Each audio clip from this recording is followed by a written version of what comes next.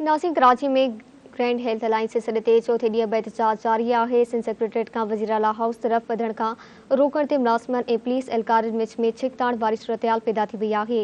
इन में असां वीडियो लिंक ते मौजूद आहे। कराची मां धती टीवी न्यूज़ रिपोर्टर इमदाद सुमरा। जी इमदाद।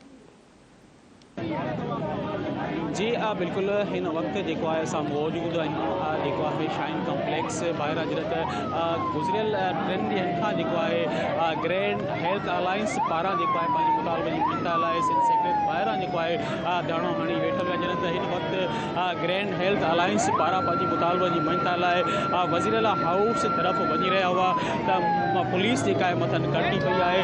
असांजो कैमरामैन हिन वक्त उहे पिण मंज़र ॾेखारे रहियो आहे जेको हिन वक्त पुलिस ऐं ग्रैंड हेल्थ अलायंस में छिकताण वारी सूरत हाल है। पुलिस लठबाज़ी कंदे केतरनि ग्रैंड हेल्थ अलायंस जे अगवान के कारकुनन के पिण मुलाज़िमन के गिरफ्तार करे वरितो आहे। पुलिस जी वॾी नौकरी जेका आहे उहा हिन वक्त हिते मौजूद आहे।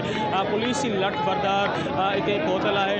जॾहिं त ॻोड़ा गैस आणींदड़ जेको आहे हिन वक्त उहा पुलिस हिते मौजूद आहे। ग्रैंड हेल्थ अलायंस पारां सख़्त एहतजाज किया पियो वञे। हिन वक्त जेकी ग्रैंड हेल्थ अलायंस सेहत खाते जी मुलाजिम जेकी उहे पंहिंजी मुतालबे जी मञता लाइ हिते सिंध सेक्रेटरीट ॿाहिरां जेको आहे उते धरणो हणी वेही रहिया आहिनि। पुलिस जेको आहे सेहत जे मुलाज़िमनि खे कुझु मुलाज़िमनि खे पिण गिरफ़्तार करे वरितो आहे। जॾहिं त लठबाज़ी पिण थी आहे। हिन वक्त ग्रैंड हेल्थ सेहत जा मुलाज़िम जेके उहे हिन वक्त सिरापा एहतजाज आहिनि। पुलिस जेका हिन वक्त वॾी लठ बरदार जेको आहे हिते पहुतल आहे। हिन वक्त पुलिस जा आला अमलदार हिते पहुची विया आहिनि।